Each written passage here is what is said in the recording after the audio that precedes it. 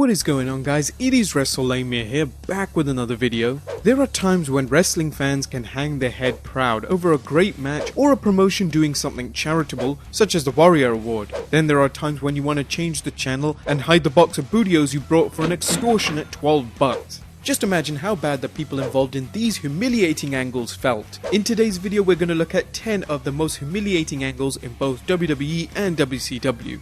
Number 1. The Spirit Squad. The gimmick of 5 male cheerleaders isn't bad by itself, especially since it gave them instant heat with opponents forced to fight 2 wrestlers inside and 3 outside. After the heels won the WWE Tag Team Championship from the formidable team of Kane and the Big Show, they were off to a promising start. That is until they faced D-Generation X and were booked as completely hapless against them. The slime bath DX rained on them was bad enough, but their weekly beatdowns killed their characters, with no purpose since DX was already way over. When DX packed them up and shipped them to OVW, that was the end of the road for what could have been a promising faction. To no one's surprise, only one wrestler did anything after DX sent them packing, Dolph Ziggler, and even his career has been lukewarm as of late. Number 2. Chavo Guerrero's losing streak to Hornswoggle. Losing streaks are a time-honored tradition in wrestling for punishing wrestlers for bad conduct in and out of the ring, or as a way to develop a new angle. In this case, Chavo Guerrero started losing to little man Hornswoggle on a weekly basis. Whether Vince McMahon wanted to recreate the Looney Tunes magic of Sylvester chasing Tweety, we may never know. What little dignity Chavo had after the Kerwin White gimmick dried up after his losing streak to Hornswoggle. Number 3. The many humiliations of Jim Ross. Considered by many as wrestling's greatest play-by-play man, Jim Ross has suffered humiliation after humiliation in and out of the ring. Despite his fantastic mic work and tremendous courage in overcoming his Bell's palsy, Ross was the subject of repeated attempts by Vince McMahon to both degrade him and replace him with a different announcer. One remarkably repulsive angle saw Vince McMahon mock Ross, who was undergoing a colonoscopy in real life, by playing Dr. Heine alongside Nurse Slobberknockers, performing exploratory surgery on Ross's derriere. Dr. Heine used various implements including a crowbar, plunger and jaws of life to retrieve a cornucopia of items from Ross's behind. Said items include a bottle of JR's barbecue sauce, a football, an owl, a Stone Cold Slurpee cup, and saving the best for last, a replica of Jim Ross's head.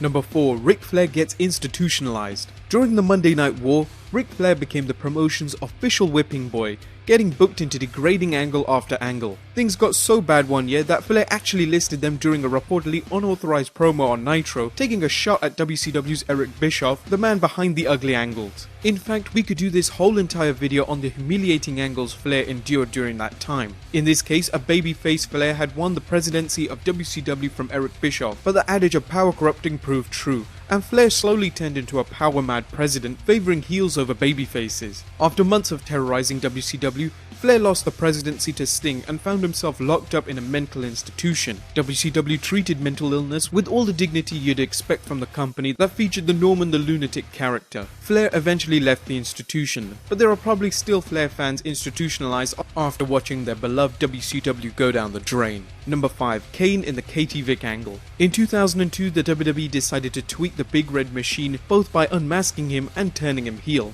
For years, the promotion had teased showing Kane's presumably scarred face. However, when Kane unmasked, the fans saw no scarring, the idea being Kane's scars were psychological. Before Kane was unmasked, wrestling fans received psychological scars of their own when Kane wrestled Triple H for the World Heavyweight Championship, and the cerebral assassin played mind games, accusing Kane of killing his female friend, Katie Vick, when the two were younger, then having sex with her dead body. As stupid as that was, the WWE ran a vignette showing Triple H, disguised as Kane, having sex with a Katie Vick mannequin in a coffin at a funeral parlor. The angle generated controversy, but not the kind that creates cash. Number 6. Michael Cole gets Heidenreicht. Whatever the reason, the WWE loves to get its announcers involved in humiliating angles, despite the fact they rarely have payoffs. Here, SmackDown announcer Michael Cole found himself in the wrong place at the wrong time, when the psychologically disturbed heel John Heidenreich caught him backstage and read poetry to him while Cole was recreating Ned Beatty's scene from Deliverance, playing catcher to Heidenreich's pitcher. Number 7. Trish Stratus barks like a dog. We have to admit that this angle had a bit of a payoff, but Vince McMahon really seemed to enjoy performing this angle where his sex toy Trish Stratus wore out his welcome and McMahon subjected her to horrific humiliation. Mr. McMahon turned on Stratus during a tag match involving him and Stratus against William Regal and Stephanie McMahon. Vinnie Mac berated Trish, leading to Stephanie dumping sewage on Stratus. That was just a warm-up to the following week where McMahon ordered Stratus to strip down to her bra and panties, then made her bark like a dog. Stratus would enjoy a measure of revenge at WrestleMania X7, but some fans felt the angle went too far.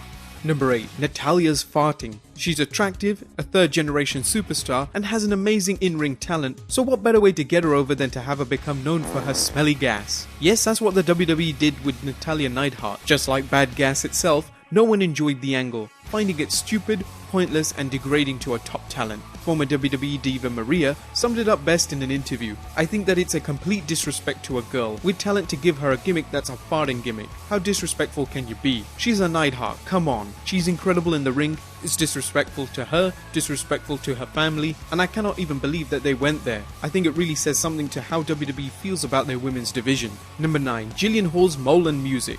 As this video shows, the WWE seems to take particular pleasure in humiliating women for no reason other than because they can. Here Jillian Hall's blemish, aka mole, became a running joke during her tenure as JBL's image consultant. When the worm-wielding boogeyman began a program with JBL, he not only bathed her in worms, but he bit off her mole. If the idea sounds disgusting instead of funny, join the majority of fans who felt the same way. And number 10. The Kiss My Club. There's only one club you don't want to join in the WWE, and that's Vince McMahon's Kiss My Ass Club. Unfortunately, if you've angered the boss, you gotta eventually pucker up and kiss those doughy white alabaster cheeks, as Triple H once put it. The club has been exclusive to 6 members: William Regal, Jim Ross, Shawn Michaels, Mick Foley, Hornswoggle, and although inadvertently forced, Shane McMahon.